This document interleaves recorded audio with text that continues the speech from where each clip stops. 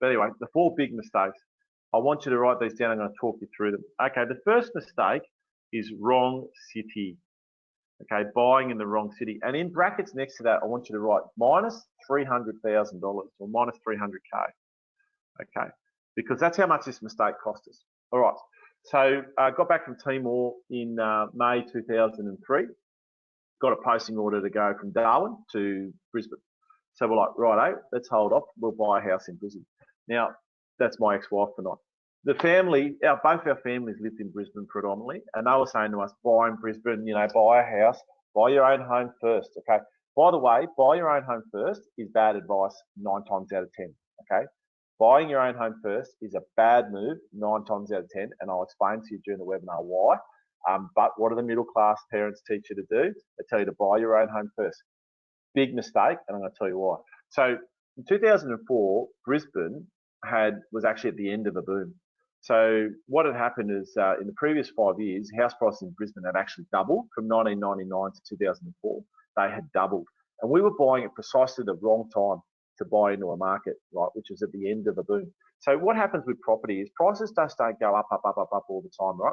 It's all about supply and demand. So you've got money on the vertical scale and time on the horizontal scale, and then it's all about supply and demand. So when supply equals demand, right, property prices stay the same. When there's an equal amount of houses as there are other people want to buy them, property prices will stay the same.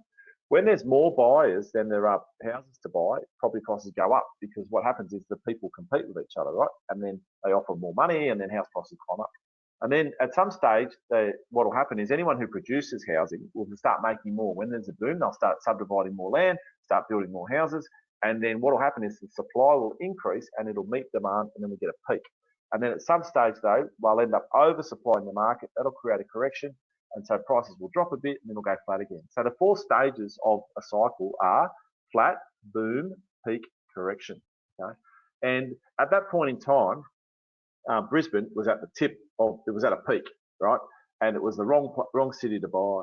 Okay. Now, all the cities are in different stages of that cycle. Right now, like Sydney and Melbourne, they've just had peaks and they've had corrections, and now they're just kind of getting a little bit of a boom, but they're going to correct again. And they're all in different things. Now, what we should have done, right, is we shouldn't have bought in Brisbane. We should have stayed in the bloody Marrick Quarter, which is cheap as chips rent, right? Which back then was like, I don't know, it was only like $150 a week. So stayed in the Marrick Quarter, cheapest chips rent, and we should have bought a bloody house in Perth. We should have bought an investment property in Perth. Had we bought an investment property in Perth in 2004, in the next 4 years, the house would have doubled in value, and we would have made over 300 grand, right? But we didn't. We bought in Brisbane, because we listened to our bloody parents who said, buy your own home first, right? And we bought in a crap market. We bought where we needed to live instead of where we could make money, right?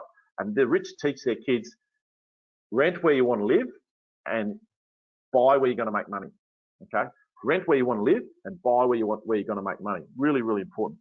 So anyway, wrong city, bought in Brisbane. Now, the big mistake, should have stayed in the Marrick Quarter and bought where it's booming. Now, right now, some of you are probably thinking you should buy your own home. And I just want to challenge you on that right now. Maybe just come back a step from that decision and reassess that decision tonight and the following days after this webinar, because it may or may not be the right decision. Maybe you are posted, maybe you are living in the #1 booming location in the country, you know? And some people say, oh yeah, but we just want our own home. I say, fine, give me 300 grand.